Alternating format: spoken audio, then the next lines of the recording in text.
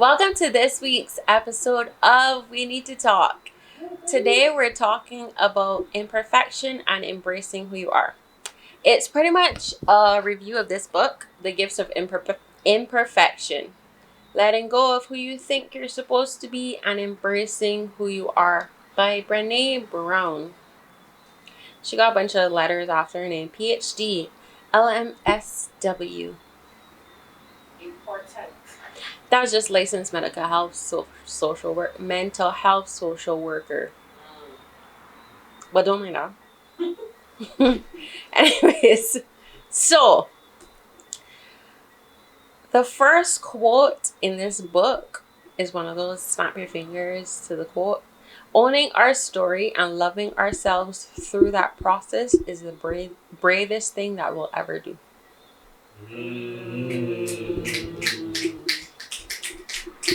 That's all.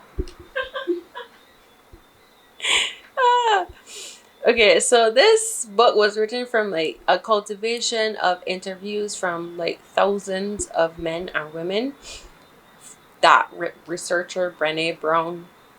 So she was collecting these stories because she was trying to do her research on shame, fear, and vulnerability. That's the area that she usually researches. Yeah, that's not right. That's it. Researches. That's the area that she usually researches. So it's about the power of embracing imperfection and vulnerability by being authentic, self-compassionate, resilient, understanding the connection between joy, gratitude, trusting your intuition, having faith, being creative, play, rest, being calm and still. That is a lot to unpack. So this book is actually in 2 sections. So the first section is kind of like a, how I like to put it is like a overview, kind of summary.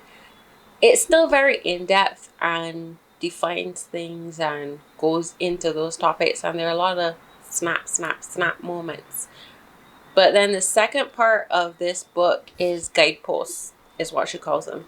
So it's basically like how to do a certain thing. So how to cultivate authenticity while letting go of something that gets in the way of authenticity. So we'll get further into that. It's letting go of the way that we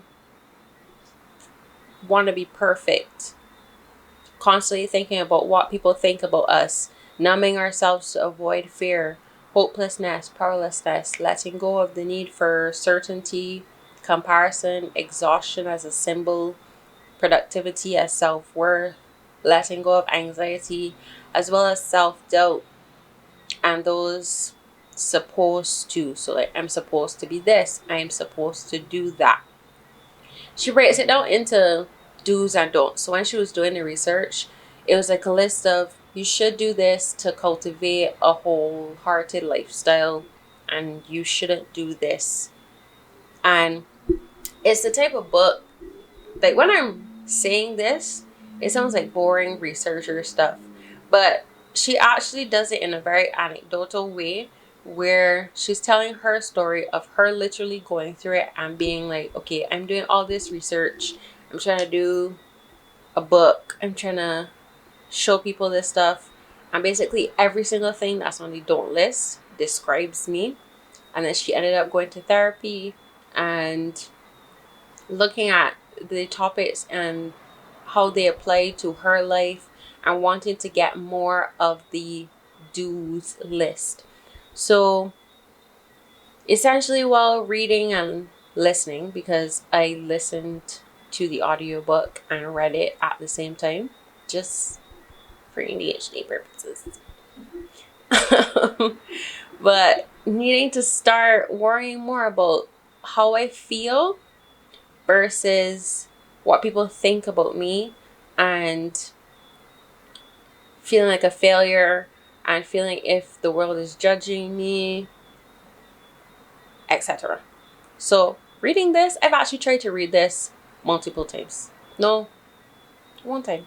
I tried to read this one time, but I don't think that I was mentally prepared enough to finish the book. So I started it and I got pretty far into it, but then I just stopped because it was a lot. Like, it literally comes at you and attacks you, and she repeats a lot. Like, you have to be honest with yourself, and you have to want to face the hard stuff that comes in the book, the hard truths that come at you. And when you face these hard truths, then after questioning, you got to challenge yourself. You have to continue practicing doing these things, because it's not just having a hard and fast and easy, oh, this is how to live your life, and if you do these 10 steps, then you'll be fixed. That's not the type of book that it is. She continuously keeps saying that you have to practice these things over and over. You have to continuously keep challenging yourself. Like, these things will come up multiple times, and basically you have to do this for life, because it is life work. It is not just, oh, I'm over it, I'm a fixed person, I'm perfect, I'm so much better now, and I have nothing else to worry about.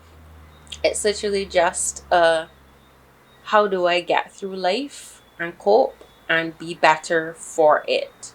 So of course I had an anxiety attack, because I'm like, what do you mean?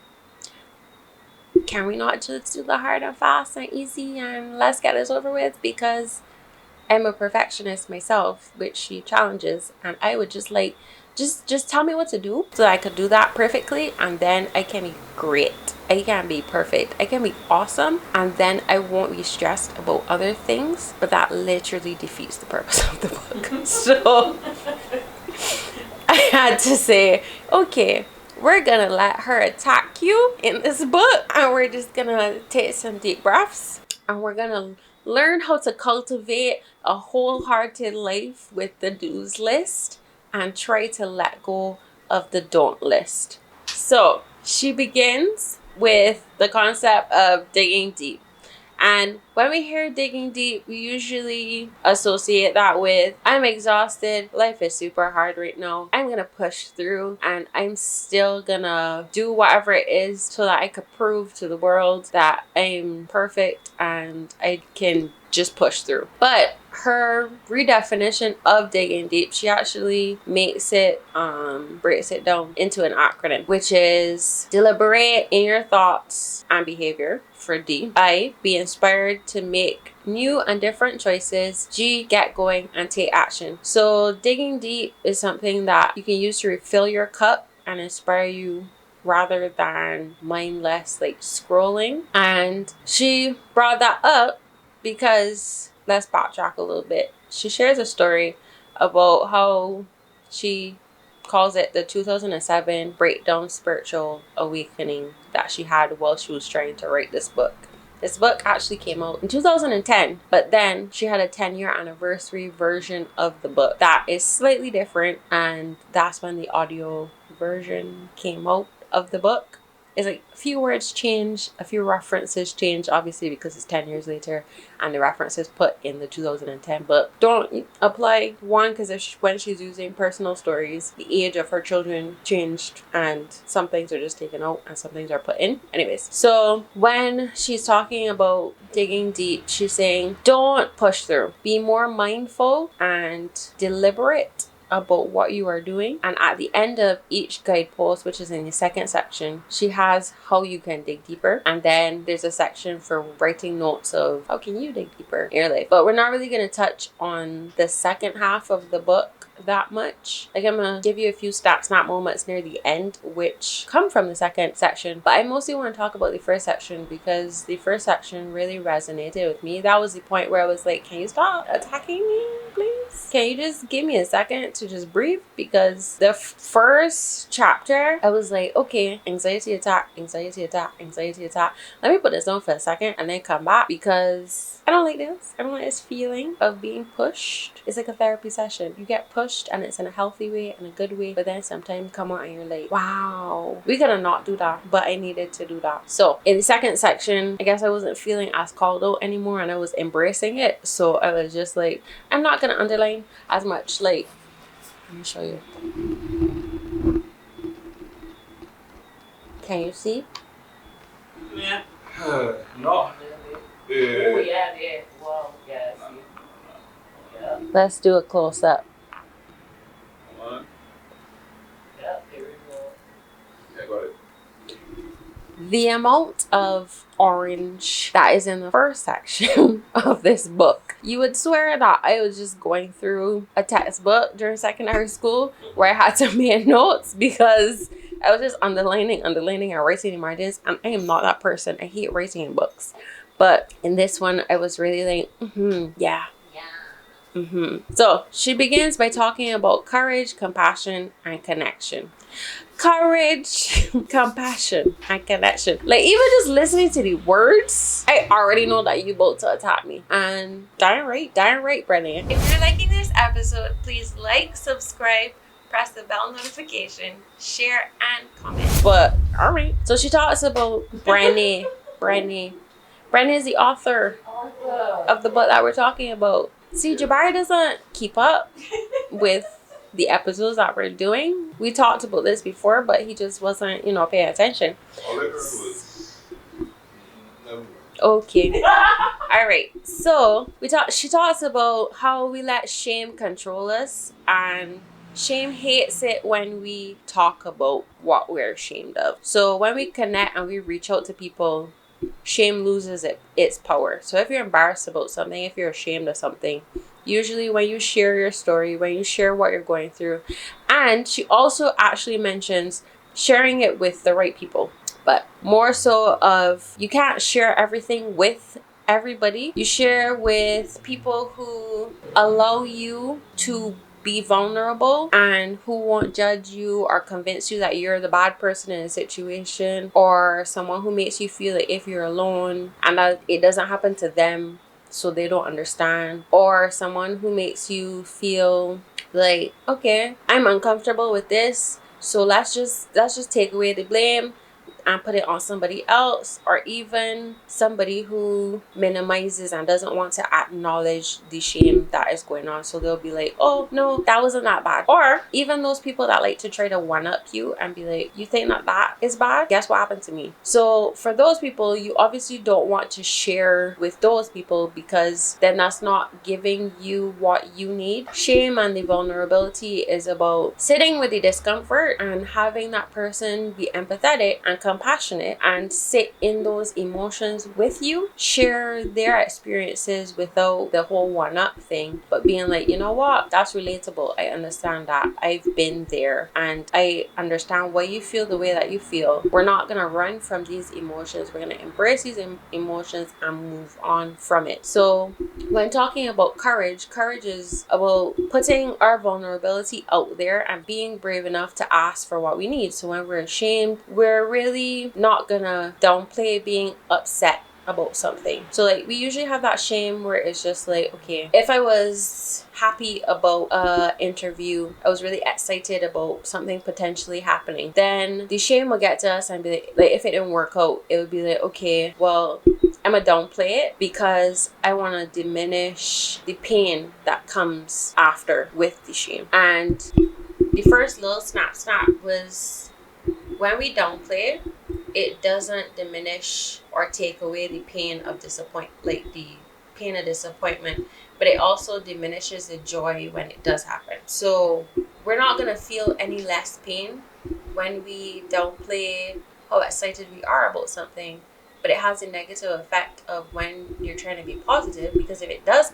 come through, it feels like, oh, okay, I played this down so much and I wasn't trying to be happy about it, that now it's just like I waited for the other shoe to drop. Like, did this really happen? Oh, okay, let me just go on with this and see what happens, instead of being like, yo, I got this promotion, or the thing that I've been really thinking about actually happened for me. We're too busy focused on, okay, if this doesn't happen for me, I could pretend like if it isn't that big of a deal. But then that also isolates us, because when we share with people, so like for example, if I was to share with my gallery and I was just like, oh my goodness, I'm so excited about this podcast episode, that gives room for, if the podcast episode doesn't go well, if their response is not that great, then people would know to reach out to me and be like, I'm so sorry that didn't happen for you, or it didn't work out for you. There's a comfort, there's a support system there for you. But when you don't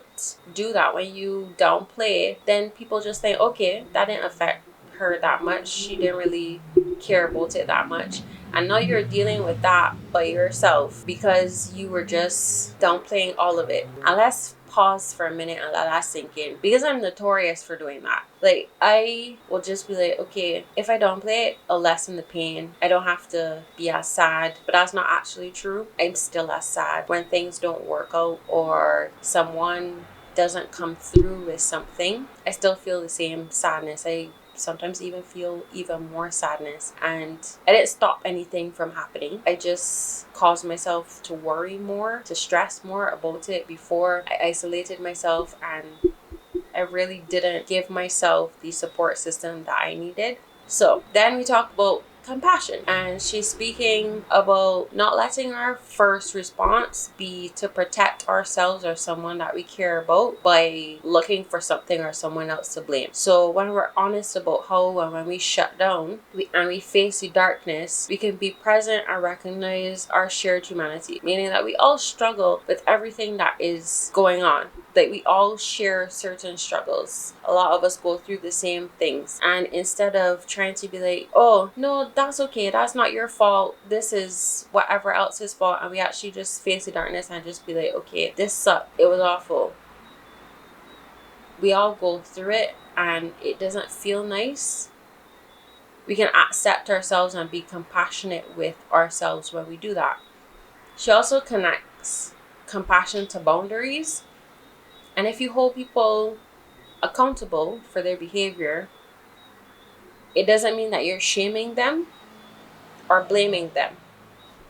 Being accountable for your behavior is more so when you set a boundary, you have consequences for your boundaries, and you're standing on your business with those consequences. So you follow through with the consequences. We're in such a cancel culture society where it's just like, okay, everybody's when this person does this one wrong thing, they're a horrible person and we have to cancel them and we have to get rid of them because they're such a bad person. But it's just like, no, you can be compassionate and like accepting of people while still holding them accountable, but addressing the behavior that they're doing rather than making it about their entire personality. So that was courage and compassion. Then she talks about connection and how as human beings we're wired for connection. We need it, we thrive off of it, and that just brings up the topic of like social media. How we actually feel like if we're so connected to people. But really and truly it's just like, it's a form of communication, yes, but it gives you the illusion of connectedness. You get so lost in, oh, this person is doing this person is doing that, and there's a fakeness to it. You don't see everything about everybody. You see what they put out into the world, and it's whatever narrative they want to be shown. We're not actually connecting with that person. That person might not even know that we exist. We're not being seen, we're not being heard, and sometimes it even stops us from interacting with the real world. So when we're out with friends, when we're out with family, we're on our phones, we're watching videos, we're not even interacting face to face with the people that are right in front of us. And we really need to take a step back from that and actually connect once again. So Brene brings up a super important note about the myth of self-sufficiency and thinking that we don't need anyone to equate success to not needing anyone. That's the next snap moment. You can't equate success to being alone and not needing anybody. If we literally need people and we thrive on connection, then ask for help. Don't just think about the perfectionist way of being like, okay, I can offer you help, but I'm never going to ask anybody for help because I don't need help because I can do it all by myself. That's not how it works. You're not some successful being if you're just doing it all by yourself. Generally, we need people to help us thrive, to help us move forward, to help us grow. So you're not actually doing anything when you think, oh, I'm going to isolate myself and I'm only going to depend on myself and I'm all that I need. Stacey in the back just going, The next chapter talks about exploring love and belonging and being enough, which flows from the perfectionist of and with the connection and not wanting to be a perfectionist. So we're letting go of the idea of being a perfectionist and me, perfectionist. Because we're always worrying about what other people think about us and equating our value and our worthiness to what people think about us, instead of just saying, okay, I'm not going to try to fit in. I'm not going to try to be perfect, people please, perform, and prove, because that's what happens when you're like, I'm supposed to be this, I'm supposed to do that. We're just perfecting, performing, trying to prove to people that we're good. And I just said love, belonging, and being enough. And when you hear belonging, you're thinking, okay, isn't belonging and fitting in the exact same thing? No, it's not. She distinguishes between belonging and fitting in. Fitting in is when you try to do everything that you're supposed to do to fit into whatever mold it is that people view you and accept you as. Well, belonging is literally being who you are. You don't have to change who you are. Fitting in is more blending in and trying to be cool or seen as part of.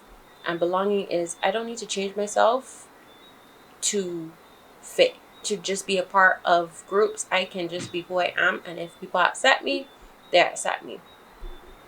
So we are enough just as we are. We're worthy of love and belonging without trying to people please and fit in. We do not need to complete a long list of prerequisites to earn love or belonging. We are worthy of love and belonging just as we are right now. Not if, not when, now. That was a attack moment where I was like, oh, because I never feel like if I'm enough. And I have a long list of prerequisites of like, oh, I'll be perfect when I'm skinny enough, when I'm smart enough, when I have this many clients, when I have this amount of money, when I have this part of my life. So it was just really enlightening just listening and reading about how love just comes from vulnerability and being our powerful selves. So in the last chapter of the first section, she then breaks down how we get in our own way of cultivating the things on the do list. So we should let go of the things that she talks about in the 10 guide posts. After like authenticity, let go of, what is it?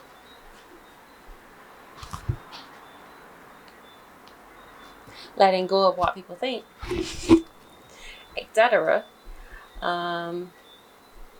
It's not a fast and easy set of things to do, as I was mentioning earlier. So we should take time to face darkness, shame, fear, vulnerability.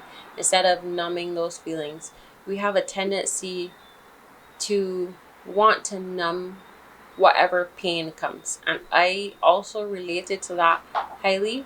She was saying that numbing is kind of like perfectionism, and numbing is kind of like addiction, where it's just self-destructive behavior that you keep doing because you don't want to face what's really going on. And we try to keep ourselves busy, and we try to keep running from what's really going on and our struggles, instead of just facing the shame, the fear, the vulnerability, and practicing cultivating authenticity, self-compassion, gratitude, joy, creativity, etc. So I feel like if I've only just like briefly summarized a lot of the things that she talks about, and it's a really good read if you ever have the chance to read it. But before we, cut off, I can just share some quotes that I thought were snap moments. So my background people are gonna do the snap snaps after I read it. Yeah? Yeah. They got me covered. For many of us, our first response to vulnerability and pain of these sharp points is not to lean into discomfort and feel our way through, but rather to make it go away. We do that by numbing and taking the edge off pain with whatever provides the quickest relief. We can anesthetize with a whole bunch of stuff, including alcohol, drugs, food, sex, relationship, money, work, caretaking, gambling, staying busy, affairs, chaos, shopping, planning, perfectionism, constant change, and the internet. I feel the thought. You feel the thoughts? I feel the thought. Feel the thoughts, yeah. Always avoiding that pain, but we have to develop the ability to feel our way through high vulnerable experiences. Okay. Next one. See? Gotta read your book. Happiness is tied to circumstances, and joyfulness is tied to spirit and gratitude. Happiness is attached to external situations and events and seems to ebb and flow as those circumstances come and go. Joy seems to be constantly tethered to our hearts by spirit and gratitude, but our actual experiences of joy, these intense feelings of deep spiritual connection and pleasure, sees us in a very vulnerable way. Neither joy or happiness are constant. So even though neither of them is constant, happiness is super fleeting, and joy is the thing that keeps you moving and growing. We need to stop running after happiness and trying to chase after just the fleeting happiness, and focus on what actually brings us joy, which is the growth from the bad things. She was talking about in the research that many of the people who were on the do list, doing the things that provided wholehearted life, what brought them joy was having gratitude. Just even though bad things were happening, being grateful for the small things and practicing being grateful for these small things and saying it out loud actually was what caused them to be more joyful, rather than focusing on just be like, okay, I want to have whatever is bringing me joy, like the numbing stuff with the sex, relationships, alcohol, etc. So that one was connected to the other one. And now the last one I'm going to bring up. These are anxious and fearful times, both of which breed scarcity. We're afraid to lose what we love most, and we hate that there are no guarantees. We think that not being grateful and not feeling joy will make it hurt less. We think that we can beat vulnerability to the punch by imagining loss, will suffer less. Will suffer less. We're wrong. There's no one guarantee. If you're not practicing gratitude and allowing ourselves to know joy, we're missing out on the two things that will actually sustain us during the inevitable hard times. That was also very attacking. Mm-hmm. Mm-hmm.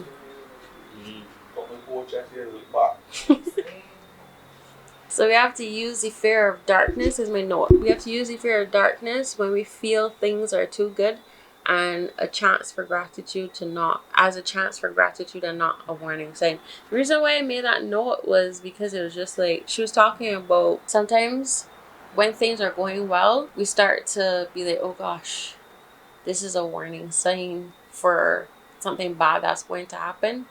But in truth and in fact, you just have to be grateful for the moments, because as that quote just said, it's going to be inevitable that you have hard times. So be joyful and grateful for those moments instead of looking at it as a warning sign for the next bad thing that's going to happen. So another tidbit, she also brings up intuition and how we silence our intuitive voice because we don't trust ourselves anymore. And this one was especially attacking for me because she was talking about how we always rely on someone else to help us make choices just so that we have something or someone else to hold the blame with us, instead of trusting ourselves, instead of being intuitive and being like, okay, I'm going to gather more information, and me gathering this more information and taking the time to make this decision instead of recklessly making a decision will help me in the long run.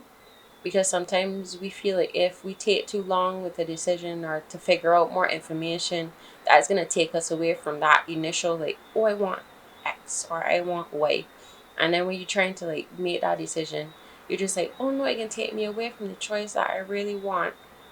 But it's more beneficial if we just stick to our gut and say, okay, maybe I need more context on this stuff, and if it takes me away from the fleeting thing that I wanted at the beginning, maybe it wasn't right for me, maybe it wasn't good for me.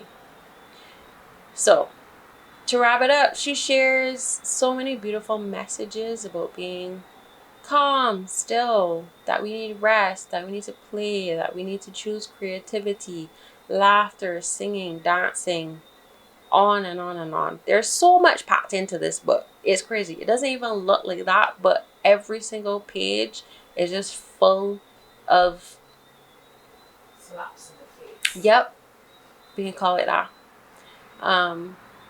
But at the same time, it makes you really like think about your life and how you can improve on your life. It's something that you can't even just read once. That you have to read it more than once, because the first time you're so busy being like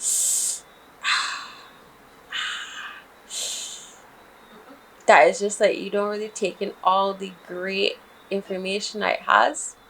But yeah, that was today's episode. Just a quick review on this book that I just read. I just wanted to share some of the information that was in it, because I thought after the little rant about perfectionism and me feeling like I wanted to be perfect, it was just fitting that this book came into my life, and I was literally just like, wow, I literally just talked on this podcast about how I wanted to be perfect and I wanted all of these things to happen, and maybe I should just let go of that.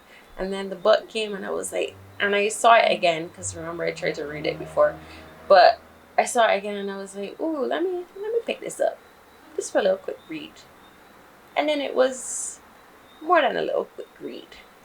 But anyways, so if you enjoyed this episode, stay tuned for next week's episode. Thank you so much for watching and just listening to me share something that was special to me.